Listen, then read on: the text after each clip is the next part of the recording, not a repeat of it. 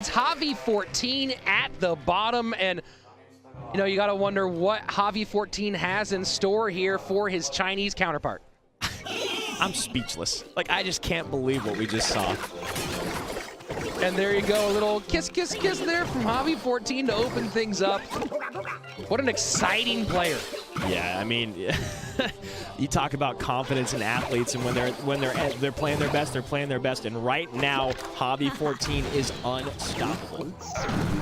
And it's going to be Hog Jack here for Javi 14. We saw him run something similar at the round robin. It does get the first shot there on the left-hand side, although that Mega Knight in what's appearing to be a bait deck could be very frustrating. Yeah, very interesting composition, or deck composition here. Javi 14 not having the responses to that Goblin Barrel, needing to focus on that Mega Knight. Now, it does appear that Little Chen has kind of strategized against him, this quick and loose, fast cycle deck with the Mega Knight to catch the Hog. Oh, the Mega Knight dies in the air! Wow, and Javi 14 kind of gets away with one there. Still 4 shots in from that Dark Goblin, but it could have been so much worse. So both players going fairly quick with their cycle, although Little Chen throwing that big Mega Knight there does make it a slightly bit heavier deck. Let's go. An interesting choice here to play the Inferno Dragon naked like this and not hold it in response to that Mega Knight. Yeah, and I think what it is there's not a lot of great responses for Little Chen to reset or deal with the Inferno Dragon other than, I mean, the Bats is a really great one, but it was out of cycle. And the fact that it's Zap as the primary response here to that Goblin Barrel could prove really dangerous for Javi 14 as we go down the road. Yeah, I couldn't agree with you more, Rich. A really, really tough way to, I mean, every single time those Goblins are going to get a hit with that Zap. And Skarmy, okay. I believe Little Chen picked this deck to counter this deck specifically. It certainly looks that way, and also knowing in that point that to defend the Hog Rider with the Zap out of cycle, Skarmy, nice and easy way to stop it. Yeah, absolutely astonishing there.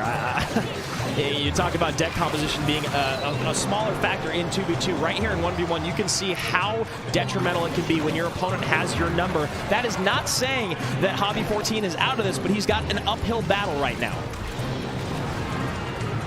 And what's he going to have in response here? And there we go. I mean, not a great response. Still eating some, about 100 damage from that Goblin Barrel, but not eating too much more.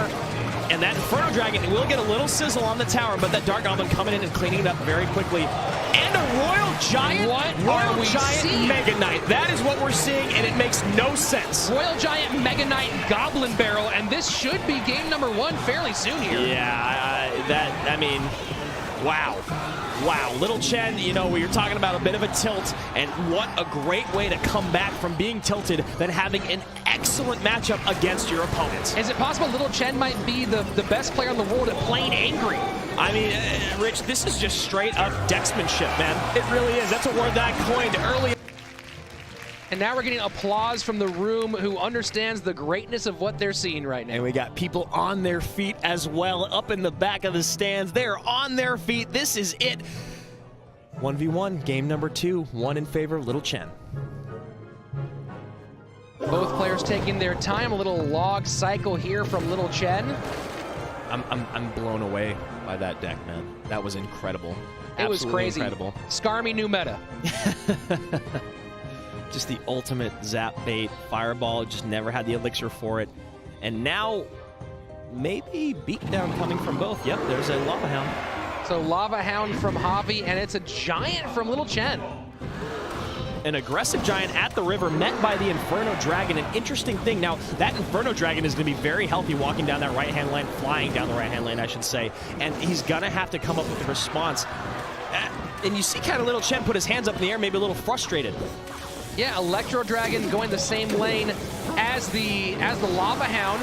And the Miner doing a good job, though. A defensive Miner to distract the Inferno Dragon.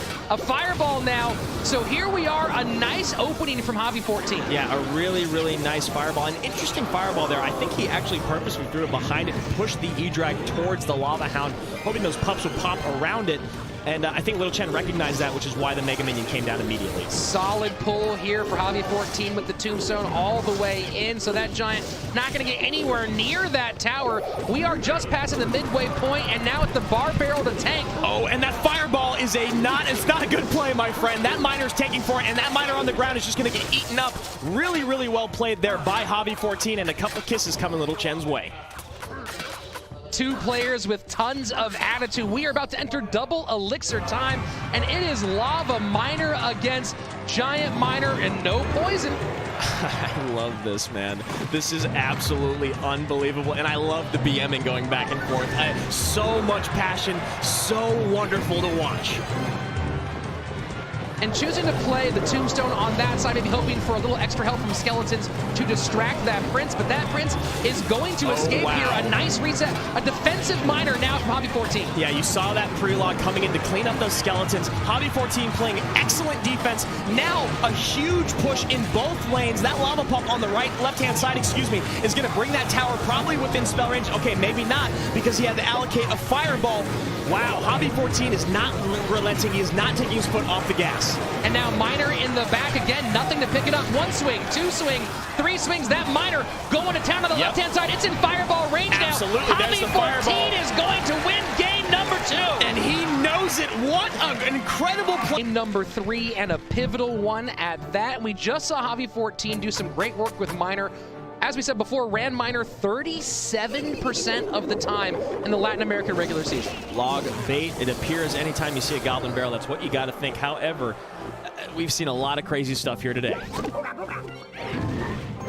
And here we're going a whole different direction now. Giant supported by E-Drag for Hop. Oh, look at that E-Drag combined with the Zap.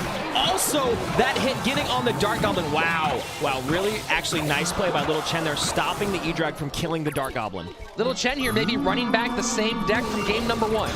And a really nice fireball to clean all that up. That Royal Ghost will be enough to stop that Mega Knight. Not enough to create a counter push, but enough to stop the Mega Knight. No, it does get a land. You see Little Chen react there. He is so excited. Wow, and Javi14 not as happy about that moment.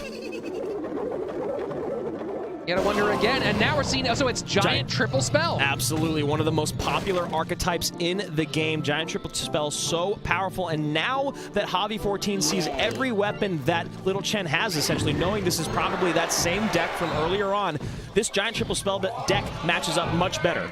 The question now is, what is his response going to be for this Royal Giant? A very difficult deck to contend with, and he chooses to put the Prince in the right lane rather than get extra damage on that Royal Giant. That's a lot of damage there on the left-hand side. Yeah, he's going to ignore it, and Little Chen is all the way back to a Mega Knight if necessary. That Dark Goblin in the middle, not needing it. The Zap comes in, the double Zap bait I see with those bats. That Prince will get, it will not get on tower. Goblin Gang, just like before, the Goblin Gang causing so much trouble. So here we are entering into double elixir time.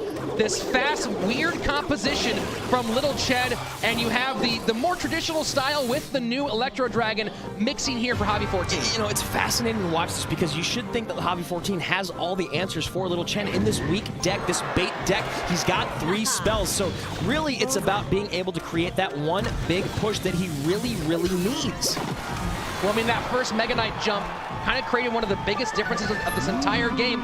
Other hand of it, now this I like a lot, the Royal Ghost in the right-hand lane being used for the Princess, and now he has those 3 spells a lot more available here, zapping or logging that out. There's now he has the zap for those bats. Yeah, very great point there, Rich. And look at the Royal Ghost on the right-hand tower, just chunking away 1,000 HP left, and now we've got a Giant at the river, very, very aggressive, followed by a Royal Ghost. Maybe we're looking at a tower trade. No, with only 17 seconds left, I don't know if that's possible. The Royal Ghost trying to help the fireball down. The left-hand side does down, so can Javi14 get it back? He does. We are in a tower trade. Oh my gosh, this is everything we wanted. Is he back to a Giant once again? I think he dropped the Royal, or okay, I was gonna just say a Royal Ghost or a Prince on top of that, and you maybe go a Giant in the pocket. Has to deal with this barrel here and a Royal Giant in the pocket. Probably, in my opinion, where this card is the most dangerous, choosing the Zap and Electro Dragon it. So now, does he have enough elixir to create a counter push and try to steal this win? And you see the top of your screen there, the Prince getting a lot of hits in. Both of these guys actually have a good chance of making this a 3-crown game. How is Hobby14 going to respond? No log in cycle to take care of those goblins, and no spell in the hand of Little Chen to take out that tower. But the Princess comes in, Rich. That's going to be it. I think Dark Goblin in the pocket, not quite done. And again, there's no small spell here, so if he can defend this barrel, the log out of cycle, that's going to be it. Little Chen takes the 1v1 set. Wow.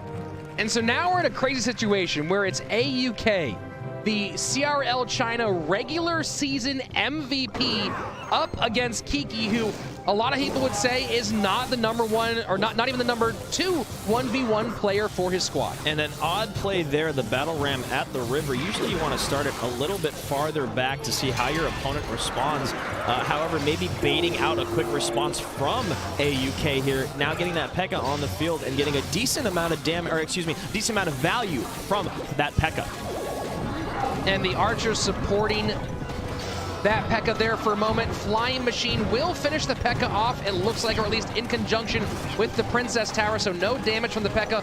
on the right-hand side. And yeah, a little bit of an aggressive play for the Battle Ram early on. Yeah, very aggressive play from Kiki so far. However, now that Mega Minion will be tanking for that Battle Ram, but the E-Drag comes in and slows it right down. And both players taking a moment to just sort of reset and take a look at the field. A very healthy, fully healthy Electro Dragon coming across the river. Not going to worry about supporting that, and here we go, just distracting it a little bit, let the Princess Tower chunk it down with a 2 Elixir Ice Golem. I really love the animation behind the E-Drag. I really do, of its attacks. I think it's fun to watch. It looks super cool, that's absolutely right. So here we go, P.E.K.K.A. behind the King Tower, and immediately it's going to be that Battle Ram opposite lane. And that kind of seems like a misplay, but he does use those minions very, very well, and now we've got a healthy P.E.K.K.A. on the field. Problem is that Battle Ram is going to be your best response. Oh, wow, great spell value right there. Beautiful fireball there, so now the bats, zapping the bats out of the way, and now Kiki kind of playing pretty beautiful at this moment. Yep, he's going to have to allocate more elixir. AUK is to stop this Mama P.E.K.K.A., which means then the Battle Ram can probably go in the opposite lane for, yep, and there it is, called it. Kiki going hard in the paint on the left side of the screen. Oh, and those minions were just a hair too late. We both see it. Yeah, we were both holding our breath for a second there to see if the minions did pull it off. They didn't do it. So now we are in double elixir time, and it is AUK with a fairly significant lead. Not much has made its way through for Kiki so far. Yeah, a really, really big miss on that bandit pull. Now these two archers doing a great amount of work on that E-Drag, and wow, the zap's out of cycle, so those bats are going to get a ton of value. Right now, AUK is kind of just outplaying Kiki. Kiki playing a little bit too aggressive in my mind. Bandit dashes once again. My goodness, this is relentless.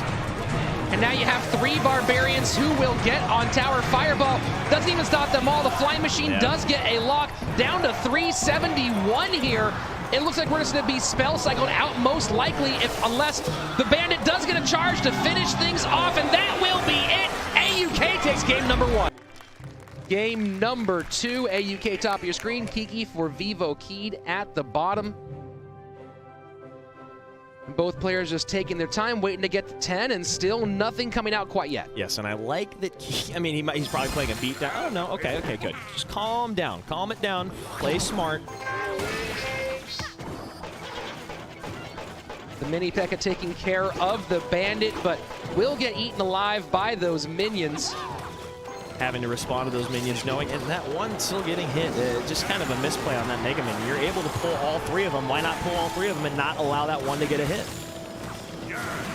Is it possible here Kiki might be playing Hog Rider mini P.E.K.K.A.? There we go, just as I was saying it. Very nice call from you, Rich. And a nice pickup of the Battle Ram with the Tombstone and the Ice Wiz. Now this is interesting, the Ice Wiz stopping the Barbarian for a moment and then getting retargeted by that Electro Dragon. And look at the value from that mini P.E.K.K.A. on the right-hand side of your screen, taking out the Bandit and the Royal Ghost. Once again, minions coming in. You could probably ignore these and just take the damage on the chin, trying to create another push. As we approach the midway point of regulation time, it is Kiki out to the lead, playing this Hog Rider and mini P.E.K.K.A. deck. You gotta wonder what that final card here. Again, the bans are Miner and Lava Hound. I think he's probably running.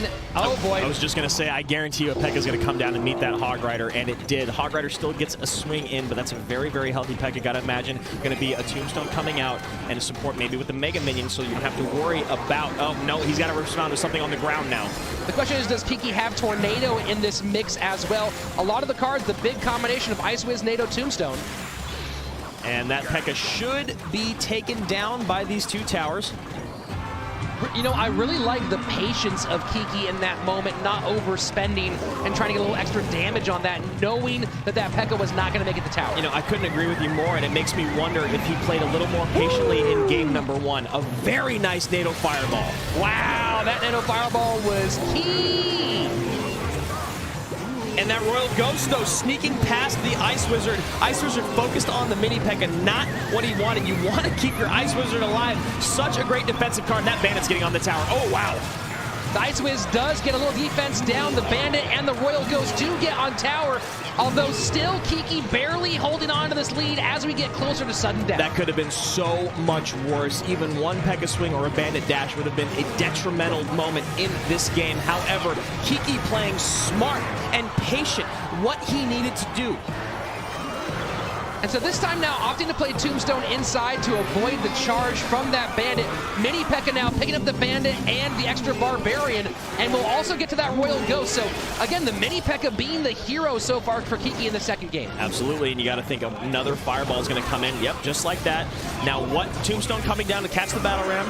Should be back around to the Mini Pekka to take all those units out, and just like that, a beautiful rotation coming from Kiki is a wonderful feeling when you have cards in cycle to match your opponent's offensive onslaught. And Kiki's doing a great job of alternating the location of that Tombstone in response to how the Bandit is played in support. Absolutely, Rich. We talk a lot about moving around your Miner, but also moving around your defensive buildings is just as important. You saw AUK play the Bandit at the river. You pointed it out. Kiki moved the Tombstone to the right. Ooh, and a weird Tornado, a really weird interaction there with that Nado coming in the Battle Ram, not the way Kiki wanted it to go.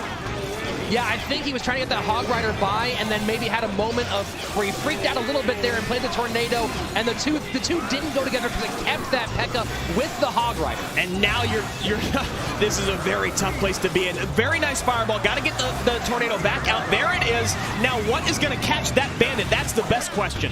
Bandit does go to the Ice Wiz, and Mini Pekka down just in time. 542 to 558. Kiki playing out of his mind right now. Even the minor mistakes, you can forgive him in a situation where things are flying fast and furious as they are. Absolutely, really keeping his cool, keeping his head on his shoulders. Really nice plays all the way around the board. Need that Nado to come in right now, and if you can, you got to get the Hog Rider down. Maybe even to tank for that Bandit. No? Oh my gosh. And that's going to be it. The E-Wiz will take it out. AUK. It's LC up at top of your screen for Nova. Javi 14 at the bottom for Vivo Keyed. And can Javi get his mind right here to come back in on this big moment? He knows he has to get a win to send his squad to King of the Hill. Oh, wow, and Elsiop coming out with the Hog Rider. Not really as traditional as we've seen. I mean, he's definitely played Hog Rider before, but not his favorite archetype. Well, Hog Rider, and so it's not going to be 2.6. He did feel like that maybe a little bit here. A very aggressive opening Hog Rider here from the Chinese player. Yeah, and we look at LCOP's head-to-head gameplay. He's only played Hog Rider one time before. It was Hog Rider, Ice Wizard, Mega Minion, essentially, with that Nado and Tombstone in there. Obviously, a rocket on the end as his big spell. I'm pretty surprised he's coming out with this, but I understand it.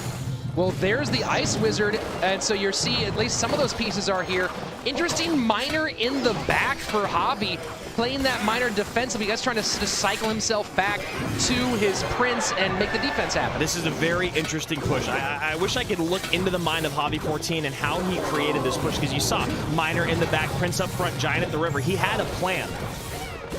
And that plan is to let that Giant get to the tower. Wow, what a great Nado. One of the harder plays in the game is Nadoing the Giant to the King Tower. Now the Golem going to the King Tower, not as difficult to Nado, but a great Giant King Tower activation. And what set that Giant King Tower activation up was the Tombstone pulled all the way on the inside, so the Giant was playing on the inside of that Princess Tower within Nado range. Absolutely, Rich. And the card that I believe was played before in this deck he had the Ice Golem in and the Mega Minion in, replaced now by the Ice Spirit and the E-Drag to kind of keep his cycle quick.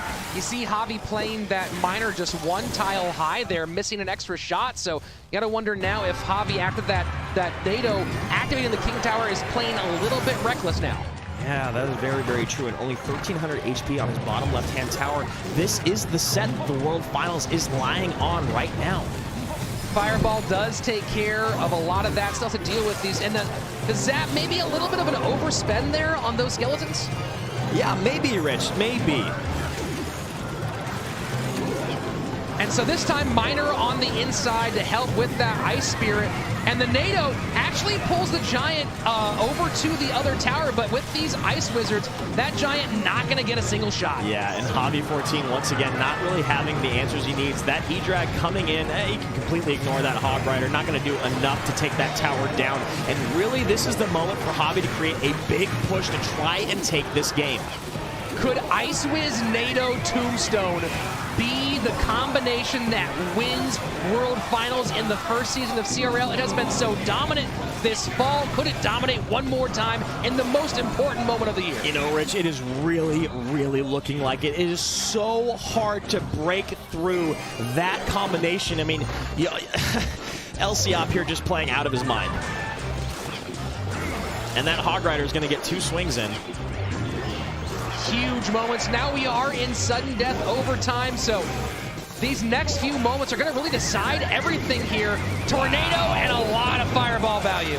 Wow, and that, honestly, that's the moment. That's it right there. This is going to be game 1 going to LCF. Just way too much spell value. He's playing way too calm and collected, and that Hog Rider is going to come in. Once again, not able to stop the Hog Rider from getting a hit, even with the fireball coming down and the Mega Minion. And Javi choosing to go opposite side over and over and over again. Lots of lane switching here for Javi 14, so kind of falling behind there as well. He's maybe choosing that lane because the Tombstone went that side. Yeah, and this is honestly almost a little frustrating to watch. I mean, not even because we're rooting for anybody, but it's just you got to see how hard it is for Javi to break through. He has nothing to defend that Hog Rider, and it's just one of those matchups once again. So the trick to beating Javi 14 is getting the matchup. Big breath from Javi 14. He now is feeling the weight of the situation. LCOP just checking his face. I think I'm doing all right. And you're reminded on the side of your screen there, Vivo Key taking that 2v2 set, Nova taking back-to-back 1v1 sets, and that first 1v1 set, Javi fell to Little Chen, and now 1 game away for Nova Esports. And another high battle ram coming from a Vivo Key player. A 6 elixir response out of LCOP, so maybe that's what they're going for, but it doesn't matter if you get a 6 elixir response and then you leak 6 elixir. What's that all about? Maybe early on, maybe? Who knows? Absolutely wild. I mean, that might have been from the opening, I'm thinking. And an interesting NATO there, mitigating all the damage. Just LCOP saying, you're not going to do anything to me. I'm not letting anything happen here. Yeah, he probably recognized that the Wizard was a little too low to activate King Tower, and that was a nice, a positive 1 elixir trade.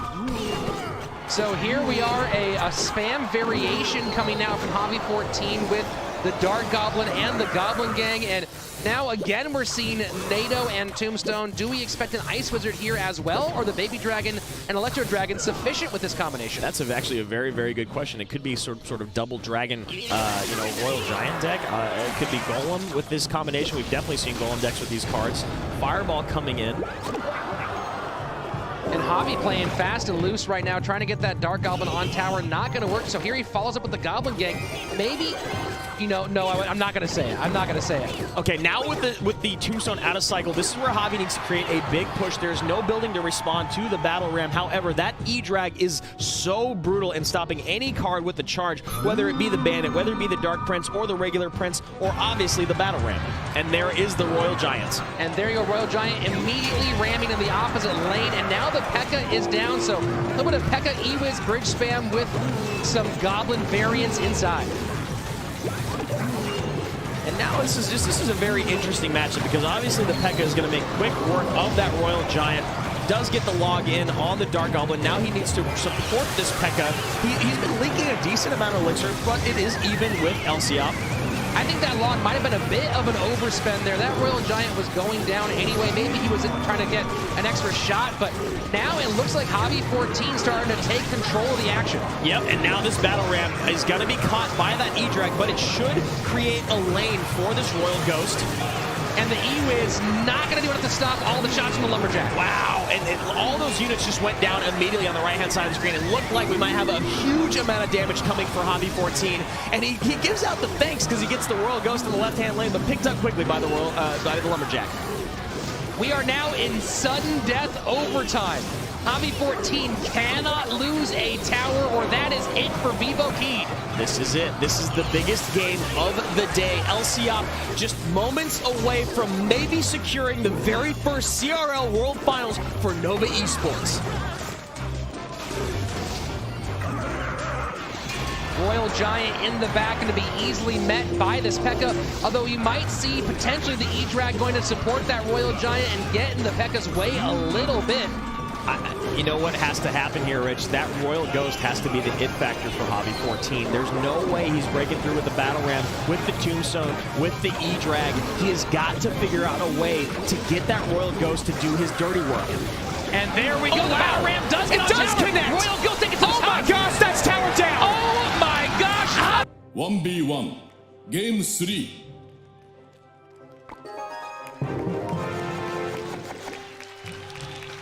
You know, Rich, when I'm at home trying to get a new trophy high, my hands, my palms are sweating. I'm stressed out. I cannot imagine how these two gentlemen feel.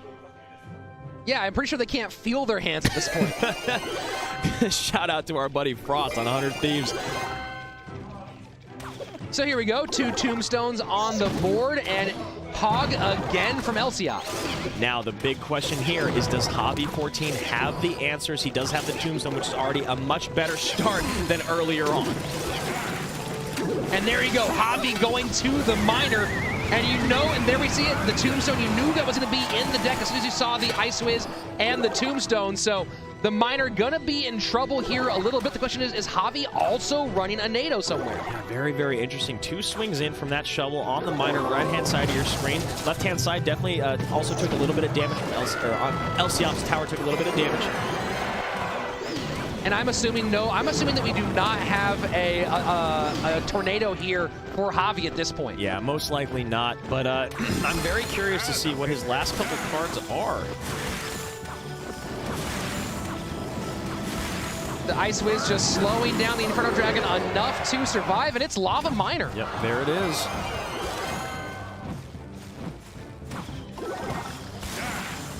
Javi really cannot afford to fall behind in this situation. That E-Drag coming out for LCOP has been so detrimental to Javi14's game plan. Although last game, somehow he was able to sneak that Battle Ram through. Hog Rider comes in, gets a couple hits on that right-hand side. And here we go, the miner hoping to tank for these pups, although that NATO combination, and here you go, you're seeing Tornado actually having some value. Oh, but the E-Drag goes down, a lot of damage in the left-hand lane. A really, really nice play there by Javi14. It looked like LCOP had it all cleaned up defensively, but just a few breaking through and a 300 damage lead for Javi14. Now, the problem was he NATO'd all of those pups directly onto his own Electro Dragon, and they killed it pretty much immediately. That's a very, very good point, Rich, and that's not what he wanted to do. Maybe pulling them farther away, farther towards the center of the map is what he's going to do from now on. The slow and stun combination of the Ice Wiz and the Electro Dragon is so nasty. And an interesting Hog Rider there played to try to pick up that miner, just mitigating a little bit of that damage, but obviously splitting lane pressure, or splitting lanes, splitting up your damage with Hog Rider is not ideal, but wow! Was that 4 hog hits? That was a lot, so maybe, you know, he knew that Javi was trying to get aggressive and go hard in the paint on the left-hand side.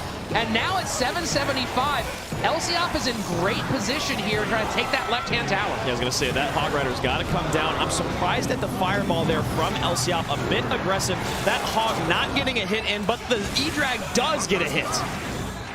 It all comes down to this moment right here, I believe, Andrew. Can a push right now win this thing for Javi14? If not, it seems like, and there you go, NATO to the tower.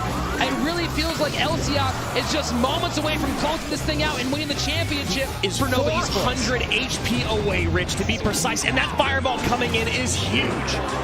And nothing to stop the Hog Rider. It's going to get a swing on the tombstone. That's it! Nova is the first ever CRL World Champions!